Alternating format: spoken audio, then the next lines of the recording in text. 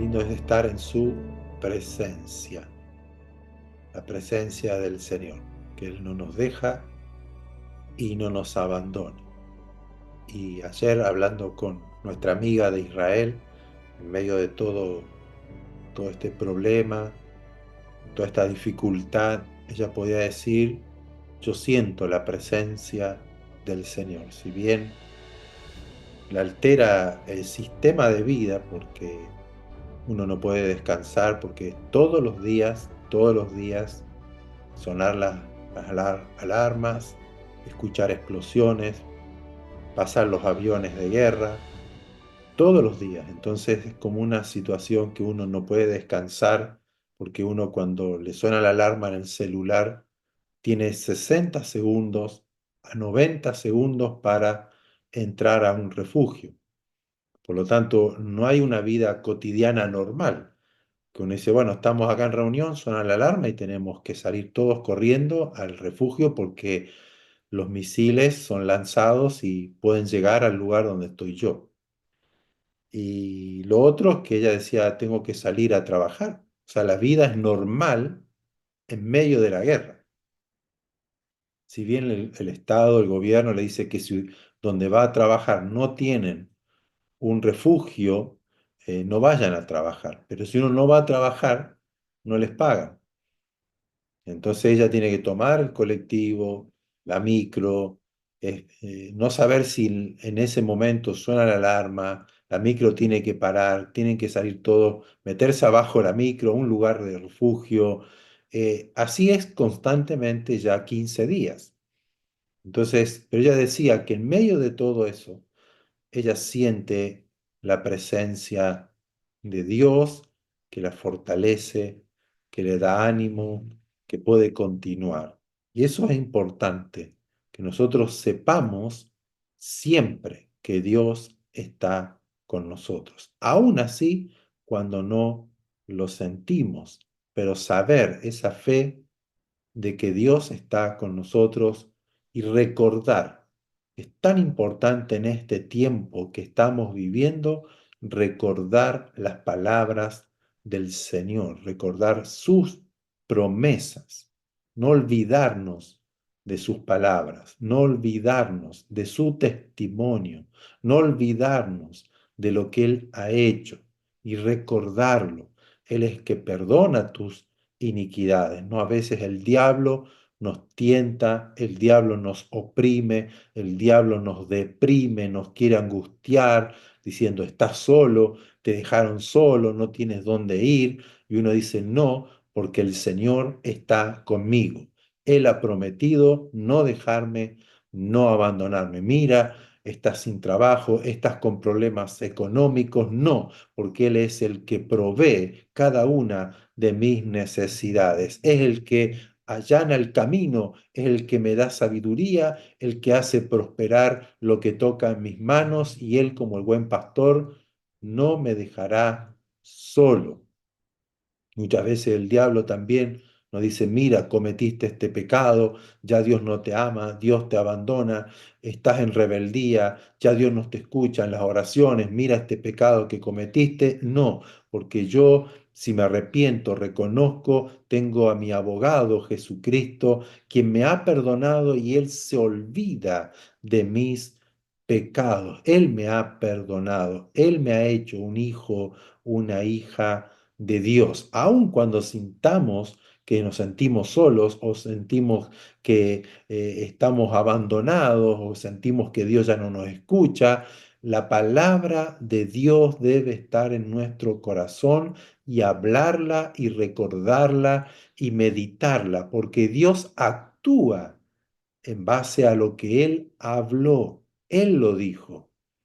No somos nosotros, no es la emoción, no es mi imaginación. Señor, tú lo has dicho. Me equivoqué, pero tú eres un Dios perdonador.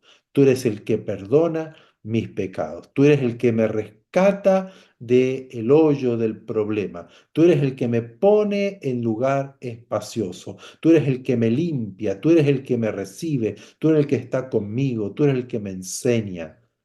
Tenemos que nosotros en este tiempo recordar sus palabras. Él es el guardador, el que me cuida, mi refugio, mi escondedero. Yo estoy bajo su sombra.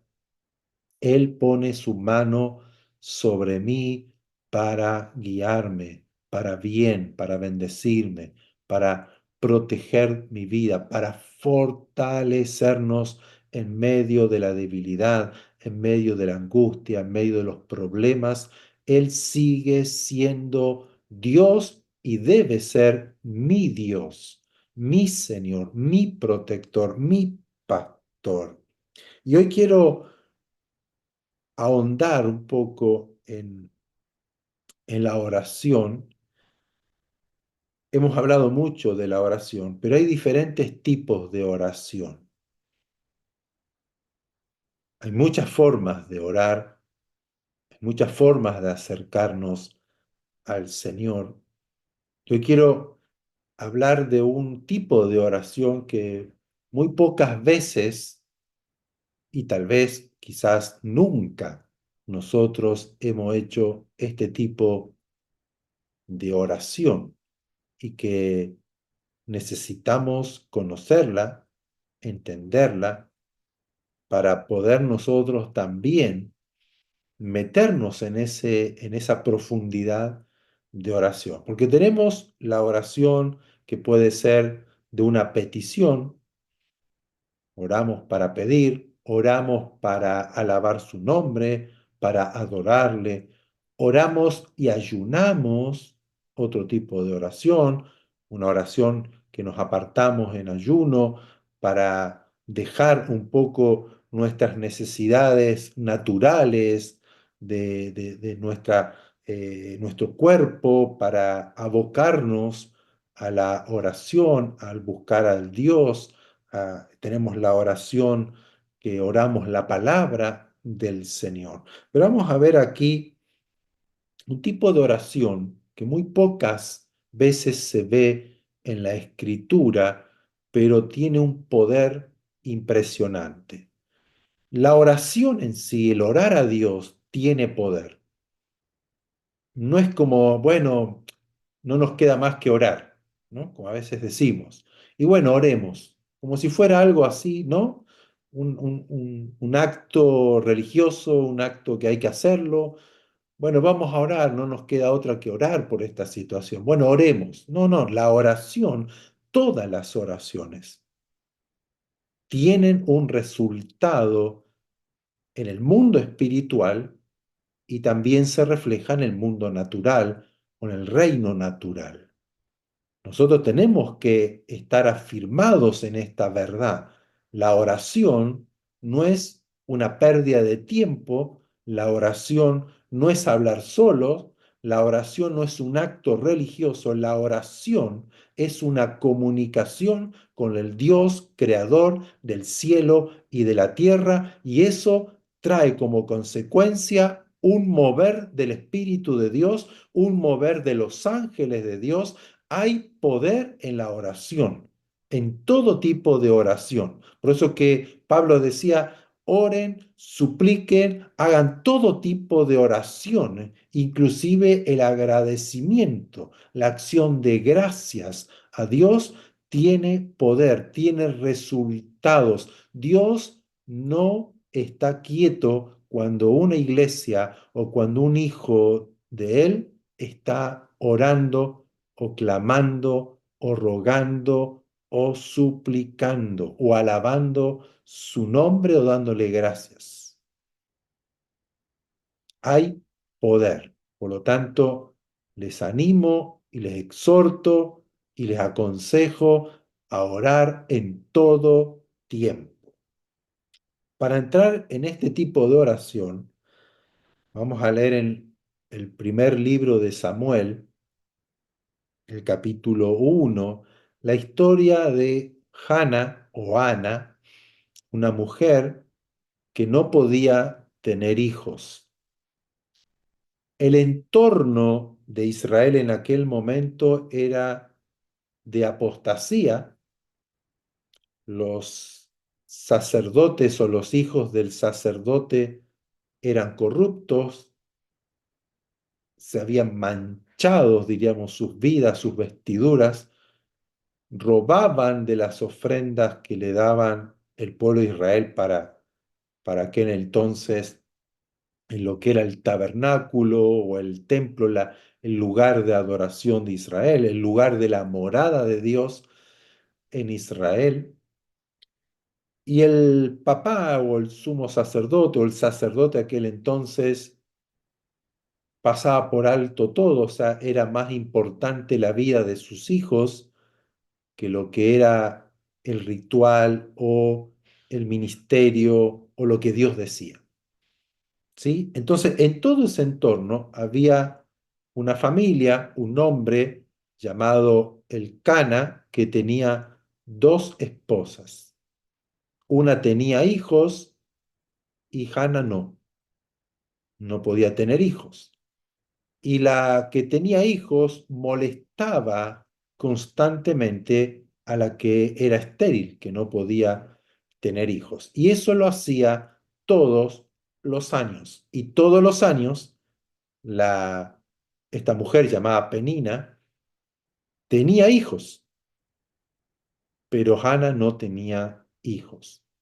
Y tenemos que ponernos en la cultura de aquel entonces que el no tener hijos era, entre comillas, símbolo de que Dios no estaba contigo, de que no tenías la bendición de Dios, de que era una mujer seca, de desierto. Y el desierto para el pueblo de Israel era símbolo de pecado, de maldición.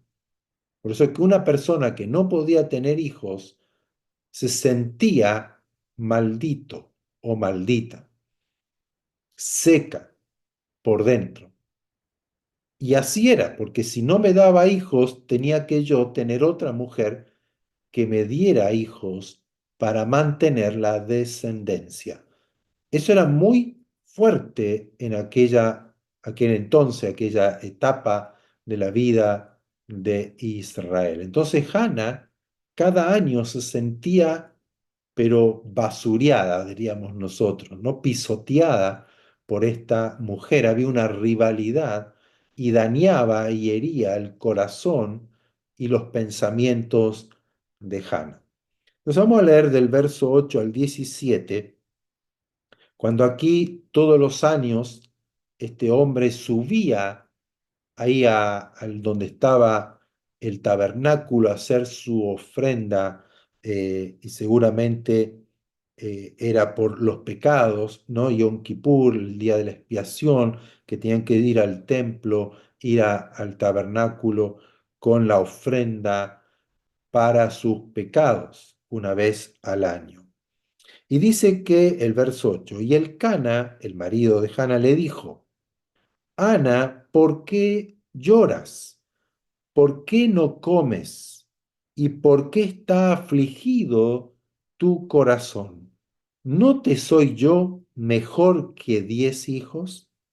Y se levantó Hannah, después que hubo comido y bebido en Silo, y mientras el sacerdote Elí estaba sentado en su silla junto a un pilar del templo del Señor. Y aquí aclaro, el sacerdote Elí, en vez de estar haciendo el oficio de los sacrificios y de las ofrendas al Señor, estaba sentado. Eso nos habla de que era un hombre que ya había perdido el fuego, el anhelo, el deseo por servir al Señor. Estaba ocupado en sí mismo. Ya no era alguien útil en la casa del Señor. Estaba sentado. Entonces Ana, verso 9, se levantó después de haber comido, porque pasaban el día allí, en Silo, donde estaba el tabernáculo.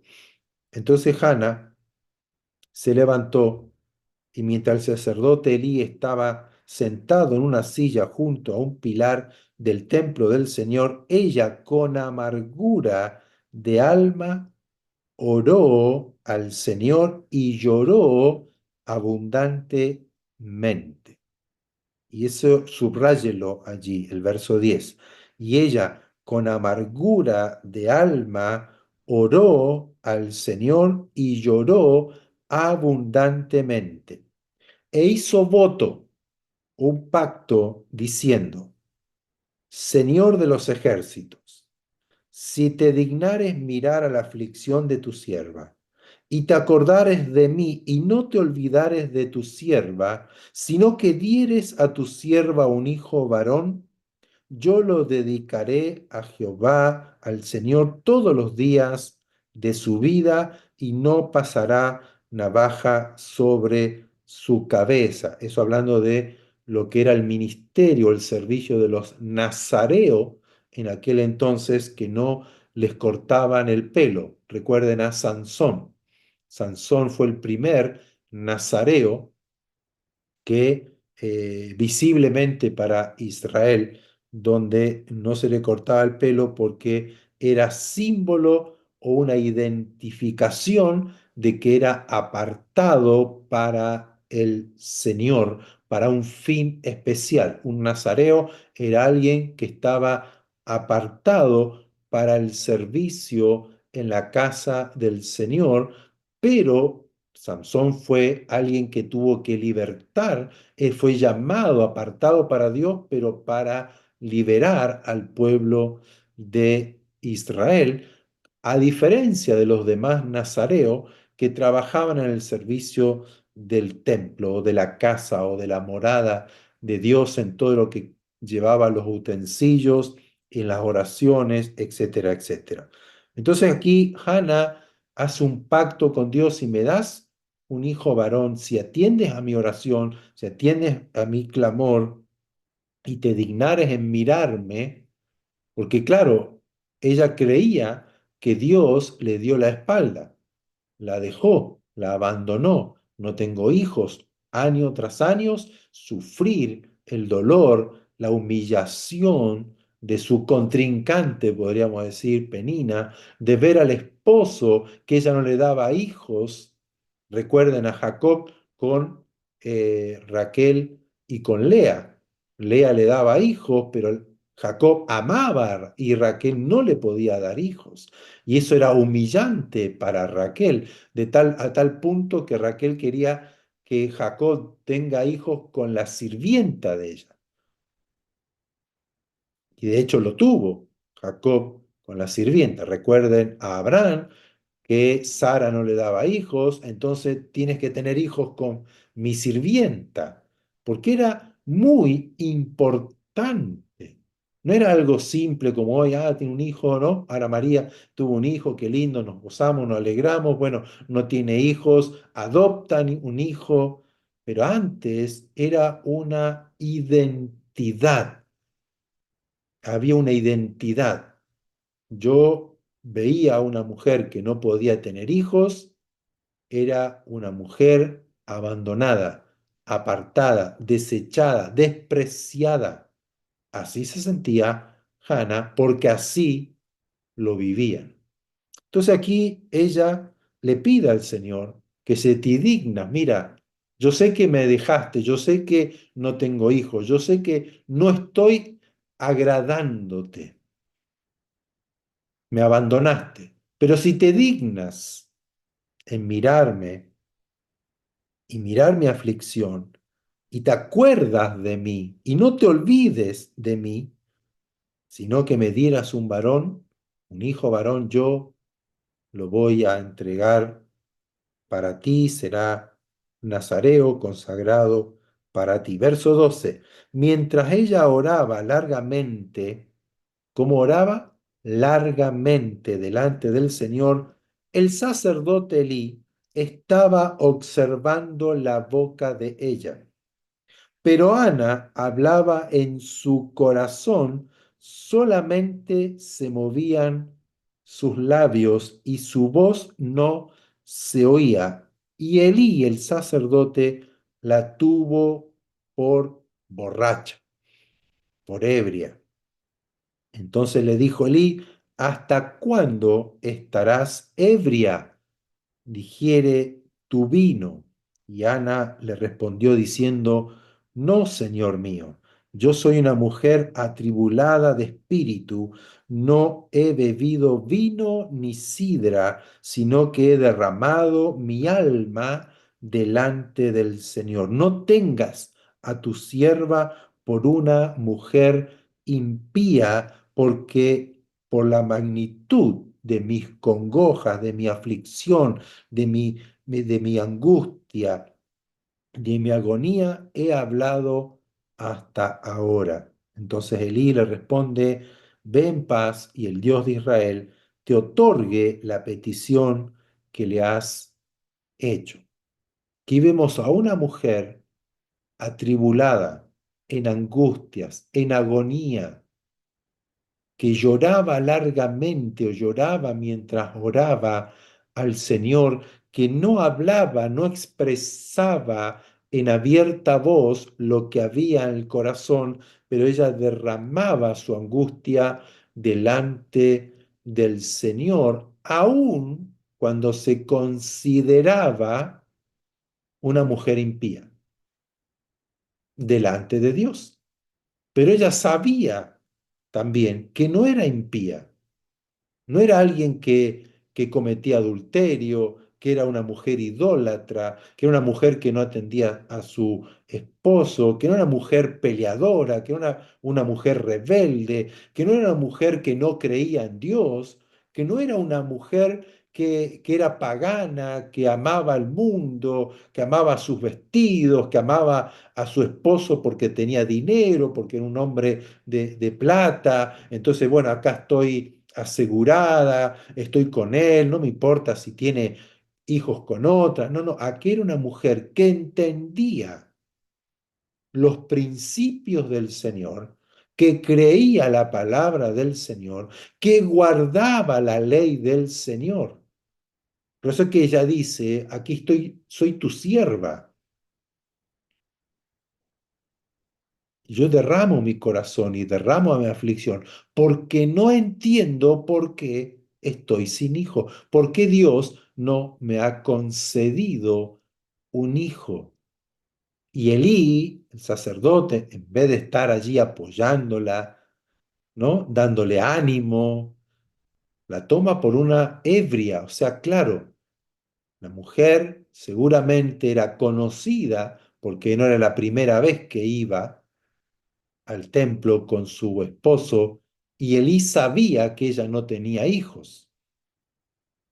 Entonces habrá dicho, esta mujer se embriagó para pasar sus penas, ¿no? Su angustia, y la tomó por ebria, por una borracha. Mira, ¿hasta cuándo vas a estar así? Deja de estar así. Y ella le dice, no, no me tomes como una mujer impía, sino que estoy derramando mi corazón, mi aflicción y mi angustia delante del Señor. Es una oración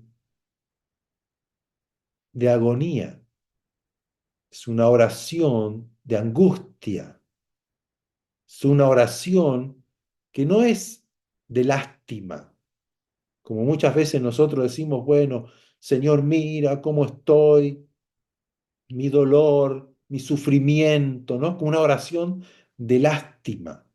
Me siento apenada porque estoy sola, porque no tengo a nadie, me doy lástima a mí mismo y ando caminando por la vida dando lástima. Esta es una oración que la Biblia lo llama de agonía. Y esa palabra agonía habla de una profundidad enorme en el alma, de una oscuridad que busca una luz, que busca una respuesta, que busca una intervención de Dios, porque sé que no puedo hacer nada. Es una oración de humildad de entrega, podríamos decir, de muerte. A veces es difícil explicarlo, pero es una oración como de muerte, como que estoy muriéndome, siento morir y necesito que Dios intervenga y me dé vida porque creo y porque sé que es el único que puede cambiar esta situación. No hay nada más que hacer. Es el único que puede intervenir. Por eso yo dije que lo más probable que nosotros no hemos hecho nunca este tipo de oración, porque tal vez nunca no hemos sentido o hemos vivenciado en carne lo que es sentirse rechazado, aprisionado en fuerte angustia, y no es depresión, no es una depresión, porque la depresión lo que hace es tirarnos al olvido. Tiene mucha similitud, pero la depresión es un espíritu que nos toma, que nos aparta de todo, que ya no oramos, que ya no buscamos de Dios, que ya no queremos trabajar, que no queremos hacer absolutamente nada. Es una sensación de oscuridad, de vacío, de estar en un proceso o en un estado de oscuridad total, sin ganas de vivir. Por eso que la depresión lleva al suicidio. Pero aquí es un estado de agonía que nos lleva a una, ¿cómo puedo decir? A una profundidad de oración y de búsqueda de Dios que no lo haríamos en otra situación. Podríamos poner, parecido a la palabra, una oración de desesperación, pero tampoco es desesperación, porque aquí vemos la oración de Hannah, que ella entiende que Dios escucha, que ella sabe que Dios puede hacer un milagro, que ella tal vez ha recordado a Sara que no podía tener hijos, ha recordado a Raquel que no podía tener hijos y que Dios le dio hijos. Entonces ella dice, yo estoy en angustia, estoy en aflicción, estoy en congojas, en una agonía, pero creo que Dios puede darme un hijo,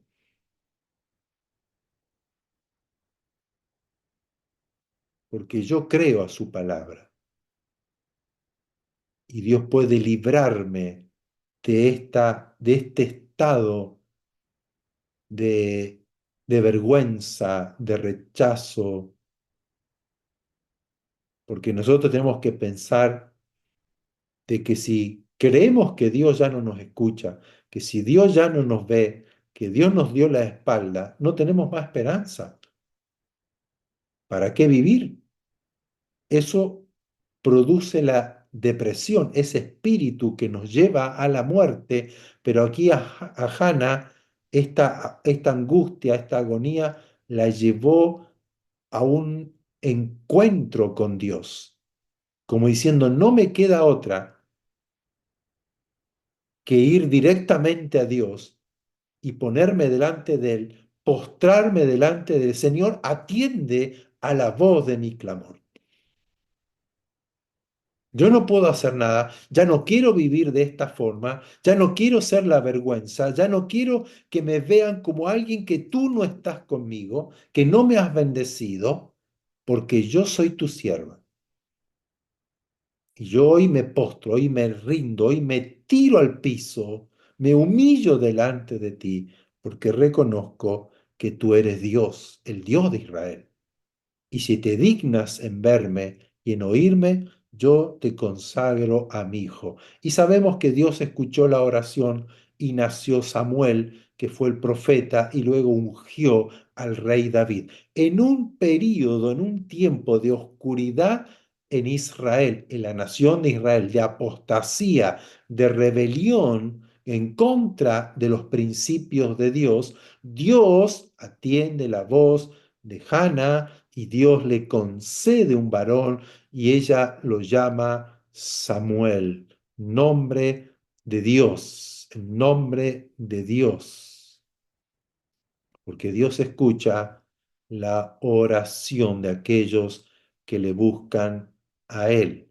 También podemos recordar a Elías en un tiempo también de oscuridad, que no había lluvia, una sequía completa durante 3 años y medio, y vemos a Elías orando 7 veces allí, clamando, rogando a Dios por la lluvia, porque sabía que Dios iba a cumplir su palabra. Eran 3 años y medio de sequía, entonces Elías gimió y clamó y rogó una y otra vez hasta que Dios trajo la lluvia. Momentos de crisis, momentos de oscuridad, momentos de opresión, momentos de agonía, entonces traen una reacción de mayor fe, de mayor esperanza en Dios, como un, lo diríamos nosotros, manotazo de ahogado, pero aquí vemos un manotazo de fe. Yo no voy a quedarme así. ¿Por qué? Porque recuerdo lo que Dios dijo.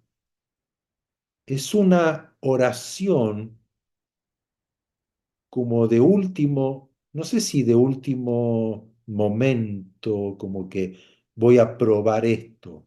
Es algo que el Espíritu nos lleva a una oración más profunda con Dios, de mayor entrega, porque sé que Dios puede hacer algo. No es una oración para decir, bueno, que se haga la voluntad de Dios. Es una oración para decirle a Dios, esta es tu voluntad, esto es lo que yo estoy esperando de ti. Atiende a la voz de mi clamor, de mi agonía, de mi aflicción, de mi tormento. Y no solamente fue Hannah, vamos a leer en Mateo 26, capítulo 26 de Mateo, el verso 38 y el verso 41. Aquí está Jesús. Entonces Jesús les dijo a los discípulos ahí en el monte, cuando antes de ser entregado y puesto preso, dice, mi alma está muy triste hasta la muerte. Mi alma está muy triste hasta la muerte. La misma sensación de Hannah. Es un momento, es un tiempo, es un estado, como yo les decía, de sentir muerte, como que no tengo otra cosa. Es una experiencia que tal vez ninguno de nosotros la ha experimentado. Pero aquí Jesús le dice, estoy muy triste hasta la muerte, quédense aquí y velen conmigo. Verso 41. Velad y orad para que no entren en tentación. El espíritu a la verdad está dispuesto, pero la carne es débil. En medio de la angustia de Jesús, de ese sentir el alma triste hasta la muerte, él sabía que Dios podía oírle y librarle de lo que él tenía que pasar, en el estado que él se sentía, en el momento de mayor angustia, de tristeza en su alma, sabía que Dios podía escucharlo y le dice a los discípulos, quédense aquí y velen conmigo. Y cuando él vuelve y los encuentra a todos, durmiendo. O sea, la soledad, el vacío, la angustia de Jesús, de no tener a nadie en medio de ese dolor, de esa tristeza, de esa desesperación, no sé cómo expresarlo en palabras. Luego los ve durmiendo, entonces le dice, velen y oren para que no entren en tentación. ¿Qué tentación? De dejar a Dios. Entonces los momentos de crisis, de desesperación, de soledad, de rechazo, de no saber qué hacer, de no tener una respuesta, de no tener una puerta abierta, de no tener una idea clara, que ya no sé qué hacer, estoy en una agonía, es el momento de derramar nuestra oración y ese sentimiento delante del Señor. Y Jesús le dice, el espíritu está dispuesto, pero la carne es débil, porque esta emoción, el alma, nos van a querer hundir y hundir y hundir. Pero leamos Lucas, que es la misma situación que estaba pasando Jesús en esa agonía, en esa desesperación, en esa tristeza de muerte. Lucas lo expresa de esta forma, que seguramente le han dicho otros discípulos, le contaron lo que vieron en ese momento. Y vamos a leer Lucas capítulo 22, el verso 43 y el 44, dice, y se le apareció un ángel del cielo para fortalecerlo en ese momento que Jesús estaba orando. Y estando Jesús en agonía, en esta tristeza de muerte, oraba más intensamente. Recuerden a Hannah, oraba largamente, oraba o lloraba largamente por un buen tiempo. Y aquí oraba Jesús intensamente y era su sudor, su transpiración, como grandes gotas de sangre que caían hasta la tierra. O sea, fíjense cuán grande era la agonía de Jesús, que los vasos sanguíneos de la piel se rompieron, comenzó a transpirar juntamente con el agua que transpira la piel, el cuerpo, le salía sangre y goteaba esa sangre de la agonía que tenía Jesús. Era una oración de agonía, de sentir como la muerte misma nos ha tomado, nos ha aprisionado.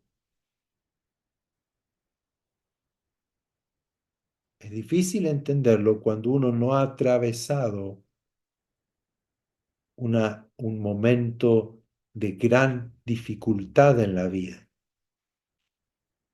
Por eso es que es importante que no seamos como el sacerdote Elí. Si vemos a alguien en gran agonía,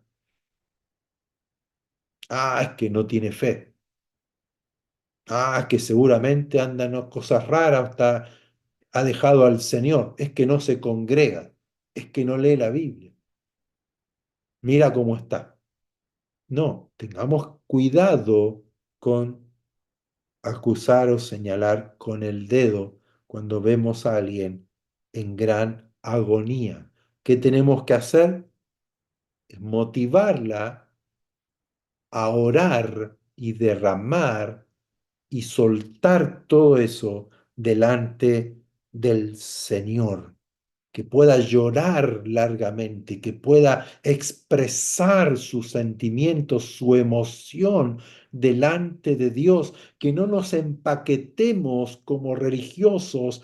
Aquí estoy, Señor, y aunque me siento mal, yo creo en tu palabra. No, no, seamos sinceros, abramos el corazón, derramemos el llanto, el dolor, la angustia, la agonía delante del Señor, como lo hizo Hannah, como lo hizo Jesús. Y dice que un ángel vino para fortalecerlo, porque el espíritu está dispuesto a orar, Pero la carne es débil, la carne siente el dolor, siente el rechazo, siente la agonía, siente la soledad, siente la desesperación, siente la muerte. Pero Jesús no se quedó con eso. Jesús no se quedó tirado, llorando desesperadamente. Señor, mira, estoy solo, me dejaron mi discípulo y ahora tengo que ir a la cruz, tengo que cargar los pecados de todo. Era una agonía. Jesús dice, mi alma está muy triste hasta la muerte. Hay una lucha interna entre el alma y el espíritu. Por eso es que Jesús le dice a los discípulos, velen y oren para que no entren en tentación. ¿Cuál es la tentación que el diablo va a hablar y va a tratar en nosotros para que nosotros dejemos al Señor y nos tiremos a morir? Es ahí donde entra ese espíritu de depresión. Jesús dice, velen y oren en esos momentos. Velen y oren. Qué importante es la oración. No es orar para cumplir mi tiempo de oración. Ah, bueno, voy a orar, ya listo. Cumplí hoy, ya oré en el día. No se trata de eso, se trata de que de estar siempre conectado con el Señor para no llegar a un punto de vacío espiritual, sino que darle lugar al espíritu más que al alma, que el alma pueda sujetarse al espíritu y que el alma recuerde lo que Dios ha hablado. Pero hay momentos que la oración se transforma en una oración de agonía, como lo tuvo Hannah, de una angustia mayor a lo normal, de una aflicción mayor a lo normal, a un dolor o a una lucha mayor a lo normal. Se puede inclusive comparar, y la Biblia lo compara, con los dolores de parto. Yo no lo puedo experimentar como varón. Las mujeres sí han experimentado el dolor de parto. Y ese dolor de parto es como para darnos una explicación o poder entender lo que es esa agonía por algo que yo quiero, por algo que estoy necesitando, por algo que estoy esperando de parte de Dios. Hay una agonía, hay un dolor de parto en mi alma por algo que estoy pidiendo al Señor, que estoy necesitando, que estoy queriendo, que estoy esperando. Por eso que Jesús, y vamos a leer en Hebreos, la carta a los Hebreos capítulo 5, verso 7, dice, y Cristo, Hebreos 5 7 y Cristo en los días de su carne, ofreciendo ruegos y súplicas con gran clamor y lágrimas al que le podía librar de la muerte, fue oído a causa de su temor reverente. Cristo, el mismo Señor, en los días de su carne, en los días de su dolor, ofreciendo ruegos, súplicas, con gran clamor y lágrimas, como lo dice Jesús, mi alma está muy triste hasta la muerte y estando en agonía, o sea, el Señor ofreciendo ruegos y súplicas en agonía con lágrimas al Señor, fue oído, su oración fue oída, pero no fue librado de la muerte, porque él se tenía que entregar. Él tenía que darse a sí mismo. Pero aquí el autor de Hebreo dice, fue oído a causa de su temor reverente. ¿Qué recibió Jesús? La fortaleza de un ángel. Vino un ángel en respuesta a su oración y lo fortaleció. Y esa fortaleza sobrenatural le permitió a Jesús enfrentar todo lo que venía hasta ser clavado en la cruz, derramar su sangre y dar su vida por amor a nosotros. Pero yo también esto lo expreso por Hannah. Hannah en su agonía, en su aflicción, fue oída a causa de su temor reverente. Porque él no fue a Dios con quejas, no fue a Dios con cuestionamientos y por qué a mí no, y por qué a Penina, y yo que tanto te sirvo, y yo que temo tu nombre, y yo que amo a mi esposo, y que me porto bien, que hago las cosas que tú quieres, ¿por qué no me das? No, no, no, ella fue con un temor reverente. Señor, si tú te dignas en mirarme, en no olvidarte de mí, y me concedes lo que anhelo a mi corazón, concedes esta petición, este ruego que yo hoy te hago y quites el oprobio de mi vida. Yo te voy a entregar ese fruto, esa bendición que tú me das, la consagro a ti, Señor. Y fue oída Hannah por su temor reverente. No sé si van entendiendo el tema de este tipo de oración. Jesús también en su agonía, ¿qué decía? Padre, si puedes, saca, quita, aparta de mí esta copa, pero no se haga lo que yo quiero, sino lo que tú quieres. Y lo que Dios quería, el Padre quería, el que Él se ofreciera, que Él se diera por nosotros. Pero vamos a leer otro caso y con esto terminamos en Colosenses capítulo 2 verso 1 al 7. Aquí habla el apóstol Pablo.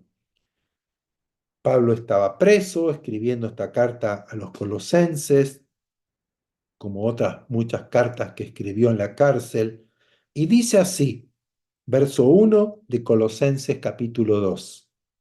Porque quiero que sepan, quiero que vean, quiero que entiendan cuán gran lucha sostengo por ustedes y por los que están en la Odisea, o sea, la iglesia de la Odisea, y por todos los que nunca han visto mi rostro. Y esta palabra que fue traducida como gran lucha, también es traducida como angustia o como agonía, o también como dolores de parto en otro escrito del apóstol Pablo. Vuelvo a sufrir dolores de parto por ustedes hasta que Cristo sea formado en ustedes. Acá dice usted, yo quiero que sepan cuán agonía, cuán gran lucha yo sostengo por ustedes, por la iglesia de la Odisea y por todos aquellos que nunca me han visto, pero han creído en Jesucristo, hablando de la iglesia. ¿Y por qué tiene esa lucha? Para que sean, aquí está la oración, para que sean consolados sus corazones, unidos en amor, hasta alcanzar todas las riquezas de pleno entendimiento, a fin de conocer el misterio de Dios el Padre y de Cristo, en quien están escondidos todos los tesoros de la sabiduría y del conocimiento. Y esto lo digo para que nadie los engañe con palabras persuasivas o palabras suaves o palabras bonitas, ¿no? De elogios, porque el verso 5, porque aunque estoy ausente en cuerpo, no obstante en espíritu estoy con ustedes, gozándome y mirando vuestro buen orden y la firmeza de vuestra fe en Cristo. Por tanto, de la manera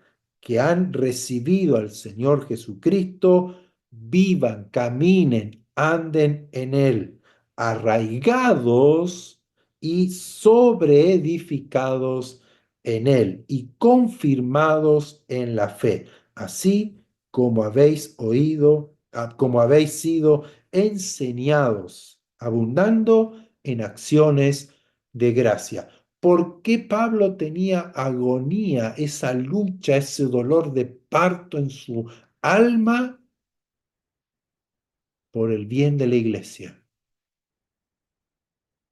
para que mantengan la fe, para que conozcan la verdad del misterio de Dios, el Padre y de Cristo, que sepan toda la verdad, que sepan y conozcan la plenitud de vida y de salvación que hay en Cristo. Esa era la agonía. Ya no era una agonía por él, ya no era algo que él necesitaba por sí mismo, para él mismo,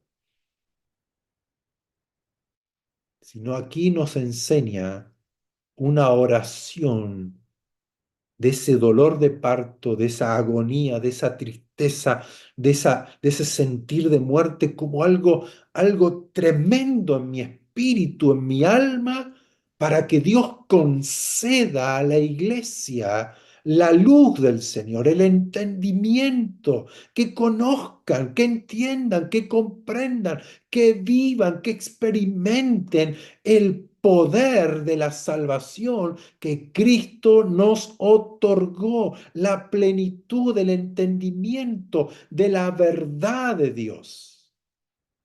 ¡Wow! ¡Qué oración de Pablo! ¡Qué angustia de Pablo por las iglesias! A diferencia de hoy, que lo que escuchamos son críticas, peleas, divisiones en la iglesia. Que dijo, que no dijo, que enseñó, que no enseñó. Pero aquí tiene una agonía, una angustia, una gran lucha que sostiene por la iglesia en Colosas, la iglesia en la Odisea y todos aquellos que han creído, las iglesias que se han abierto a través de discípulos de Pablo, pero que él nunca los conoció porque estaba preso, no pudo ir allá, no pudo enseñarle, no pudo ir a discipularlos, pero él sufría aquí, tenía una gran lucha por ellos. ¿Para qué? Para que sean sus corazones consolados, unidos en amor, hasta alcanzar todas las riquezas de pleno entendimiento, a fin de conocer el misterio de Dios el Padre y de Cristo. O sea, él estaba con el anhelo ferviente de ver una iglesia brillante, sabia, entendida, conocedora del Padre, de Cristo, de la salvación, de plena riqueza de todo entendimiento, de todo lo que implica la salvación de Cristo, las bendiciones que vienen a través de Cristo, que no es algo religioso, que no es algo pasajero, que no es algo común, que no es algo así livianamente, que puedan entender, que puedan ser consolados, que puedan ver los tesoros de la sabiduría y del conocimiento que hay en Cristo Jesús. ¿Para qué? Para que no sean engañados por palabras suaves, palabras persuasivas. Y esa traducción nos habla de lo que la serpiente hizo con Eva, palabras persuasivas, palabras suaves. Sabe Dios que si tú comes serás como Él. Si tú vienes a mi iglesia, si tú crees a esto, que si tú te unges como esto, si tú te nombras así, si tú enseñas esto, tendrás riquezas, tendrás fama, serás un hombre reconocido. Si tú sigues esta doctrina, es la verdadera. No creas esto. palabras suaves. ¡Ay, pastor! ¡Qué lindo que habla usted! ¡Guau! ¡Qué sabiduría que hay del Señor en su vida! ¡Ay, qué unción que tiene, pastor! Palabras persuasivas que traen detrás un engaño. ¿Para qué? Para que ya no sirvamos al Señor, sino que sirvamos al alma, a nuestros propios deseos, a nuestros propios anhelos, y nos desviemos de la verdad de Dios. Pablo oraba en agonías estando en la cárcel. No es que luchaba contra falsos maestros o luchaba contra los soldados romanos que estaban ahí, déjenme en libertad, yo no tengo la culpa, yo soy inocente, sáquenme de aquí, tengo que ir. No, no, no. Él no oraba por eso. La lucha, la agonía de Pablo era por la iglesia para que entiendan, comprendan a cabalidad la salvación de Jesucristo para que no sean engañados. Entonces yo me pongo en lugar de él y digo, Señor, yo oro así por la iglesia, oro así por los redimidos, por los hijos del Señor, por las ovejas del Señor. Hoy pregunto, ¿oramos? ¿La iglesia ora así, en agonía por los pastores? ¿Los pastores oramos en agonía por las ovejas, por la iglesia, para que la iglesia tenga el pleno conocimiento, estén unidos en amor, entiendan, comprendan, disfruten de la salvación del Señor? Es una oración diferente a todo tipo de otra oración. Es una oración de dolor de parto. Hay un dolor, hay una angustia. Señor, sálvalo, Señor. Dale entendimiento, Señor, que comprendan tu salvación, tu poder. Sácalos de la mediocridad, sácalos de la ignorancia, sácalos de la liviandad y que profundicen tu conocimiento, el misterio, que hay un misterio aquí de Jesucristo, hay un misterio en el Evangelio, que puedan comprender, que puedan conocer, que puedan entender, que puedan vivir, que puedan disfrutar, que puedan manifestar la totalidad, la plenitud de la sabiduría, de las riquezas, de las bendiciones que hay en Jesucristo, en su salvación. Que no somos una iglesia abandonada, una iglesia aislada, una iglesia pobre, una iglesia ignorantes. Señor, que puedan entender, Dios eterno, Señor, abre los ojos del entendimiento, que sea formado Jesucristo en ellos, que vivan como Jesucristo en su poder, en su sabiduría, en su conocimiento, en su autoridad, en su gracia, en su favor, con los dones, con los talentos. Usa la iglesia, Señor, que ellos comprendan, entiendan, que te conozcan, que sean llenos. Una iglesia radiante, una iglesia brillante en medio de un mundo de oscuridad. Esa era la agonía, el dolor de parto del apóstol Pablo. Al igual que Jesús en su agonía, al igual que Hannah en su agonía y por su temor reverente, fueron oídas sus oraciones. Muchas veces necesitamos comprender lo que siente Dios por nosotros, porque Dios también tiene estos sentimientos.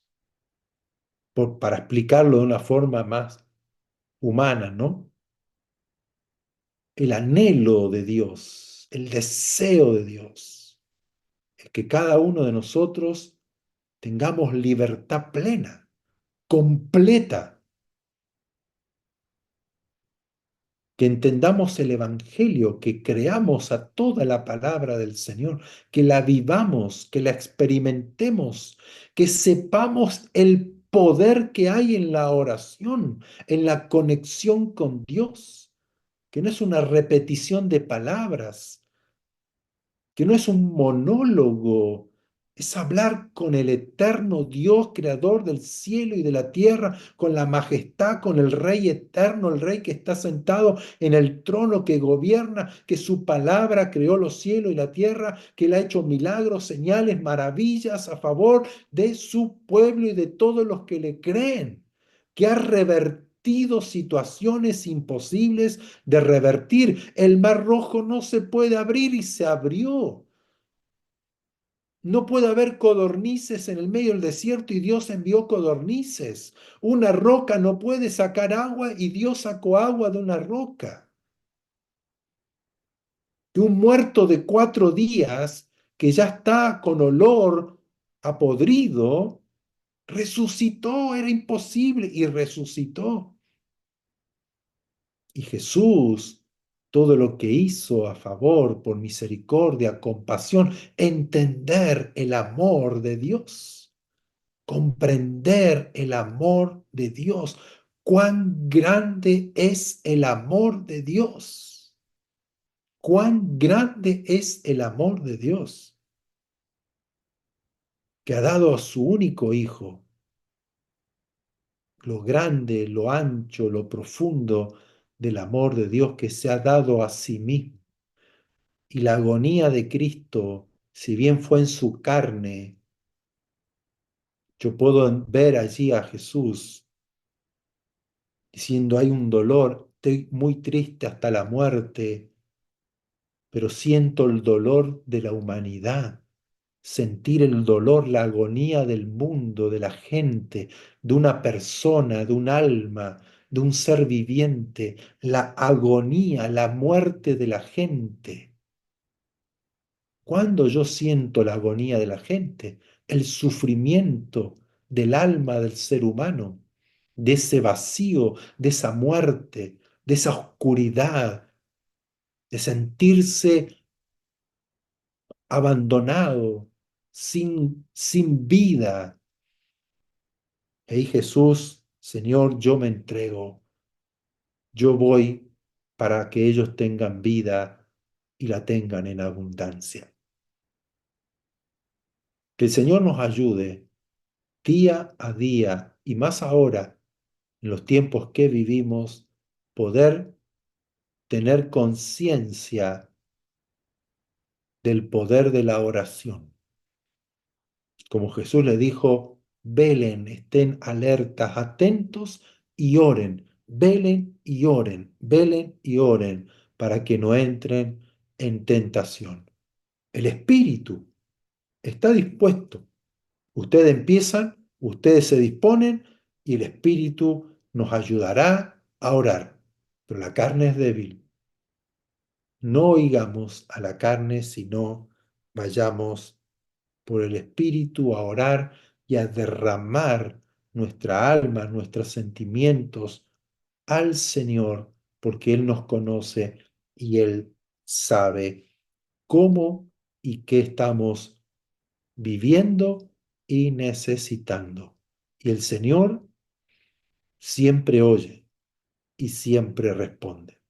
Amén. Vamos a orar para que el Señor nos ayude y podamos vivir la oración, los momentos de oración con mayor profundidad.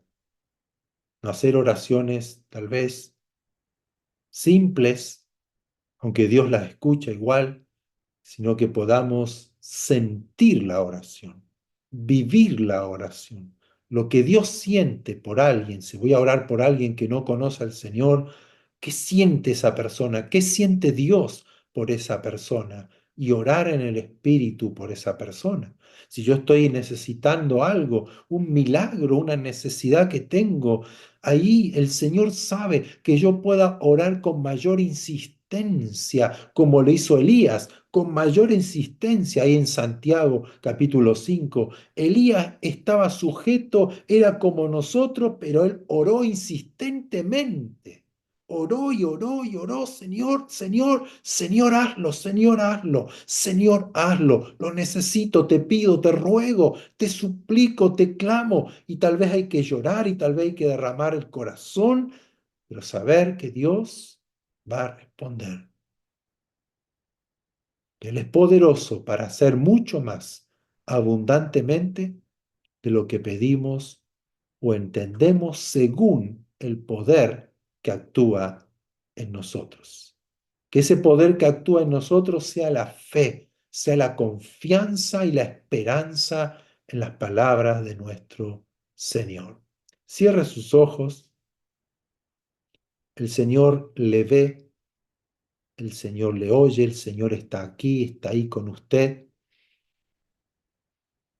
El Señor mira su corazón, sabe lo que hay en su corazón, entiende y conoce lo que está pasando y atravesando, pero el Señor espera de nosotros una decisión de fe, de rogar, de clamar, de derramar nuestro corazón ante Él, de humillarnos, de rogarle, de conocer que Dios todo lo puede hacer, que para Él nada es imposible.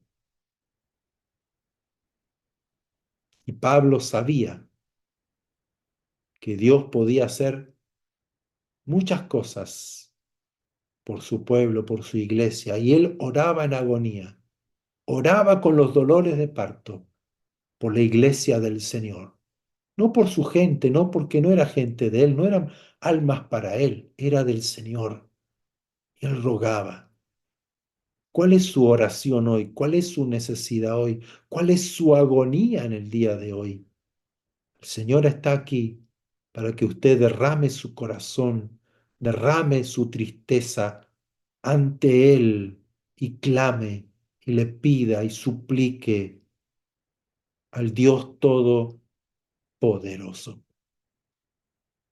Amado Padre, Rey eterno, soberano, altísimo, majestad, ¿quién como tú, Señor? ¿Quién como tú? ¿Qué Dios hay fuera de ti? Ninguno, ninguno. Señor, gracias por la salvación que nos has dado por medio de Jesucristo. Una gran salvación. No es algo pequeño, no es algo simple, no es un cambio de religión, es un cambio de vida, es un traslado de muerte a vida, es un traslado de un poder de oscuridad, de muerte, de tinieblas, de enfermedades, de maldiciones, ser trasladados al reino de vida, de gozo, de alegría, de paz, de prosperidad, de bendición por medio de Jesucristo. Hay poder en el Evangelio. Las riquezas, las bendiciones que hay en el Evangelio, en las buenas noticias de Jesucristo, en su muerte y en su resurrección, en pagar el precio del pecado y darnos vida en su resurrección y vida abundante. Un reino de luz, un reino de conocimiento de Dios, de sabiduría, de inteligencia. Señor, hoy reconocemos que tú todo lo puedes hacer, que nada es imposible para el que cree en ti. Y hoy venimos ante ti para que nos ayudes a tener una profundidad mayor en la oración, un compromiso mayor en velar y orar y mantenernos velando y orando a ti en humildad, teniendo temor reverente, que eres el Dios creador de todas las cosas, el Dios altísimo, y que yo te necesito, que yo acudo a ti porque confío porque creo, porque sé, porque entiendo que tú me oyes, que estás atento, que tú me conoces, que tú respondes, que para ti nada es imposible.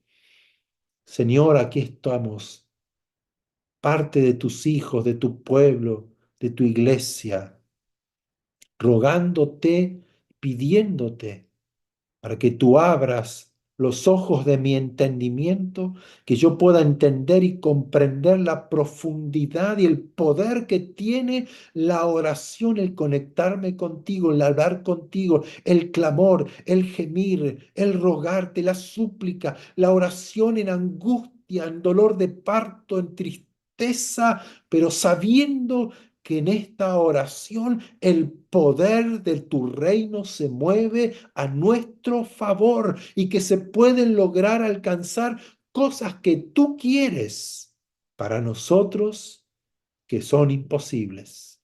Se pueden lograr.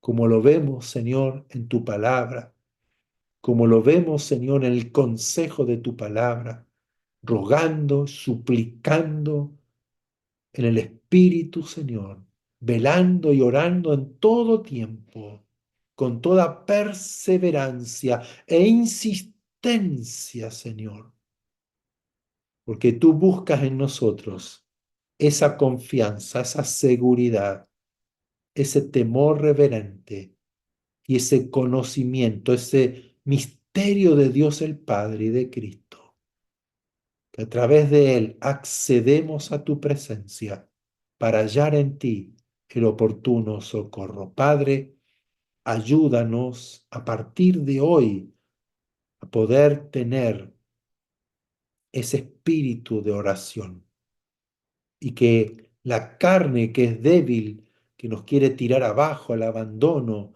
a la depresión, a la tristeza constante, al no orar, al no congregarnos, al no leer tu palabra, a deprimirnos y vivir solos y abandonados y sentirnos rechazados. Señor, que el Espíritu pueda levantarse en nosotros porque oye la voz de Dios y se levanta y el ángel del Señor nos ministra y nos fortalece y nos levanta para orar, para clamar, para creer, para avanzar, para extendernos adelante, para seguir firmes en la fe, firmes en Jesucristo, no ser engañados, no tener nosotros confusiones, sino, Padre, tener la certeza y la convicción en quien creo, estar parado sobre esta roca, sobre este conocimiento de mi Señor y Salvador Jesucristo, y a Él oír y a Él seguir y vivir y experimentar su poder en mi Señor. Te damos gloria, honra, alabanza en este día. Nos gozamos y nos alegramos en ti, en tu presencia maravillosa que nos rodea, que nos envuelve, que nos llena, que nos vivifica, que nos sana, que nos libera, que nos alumbra. Tu presencia poderosa y maravillosa. Te damos gloria, honor, alabanza a ti, porque solamente tú eres digno, maravilloso Señor. En el nombre de Jesús. Amén y amén.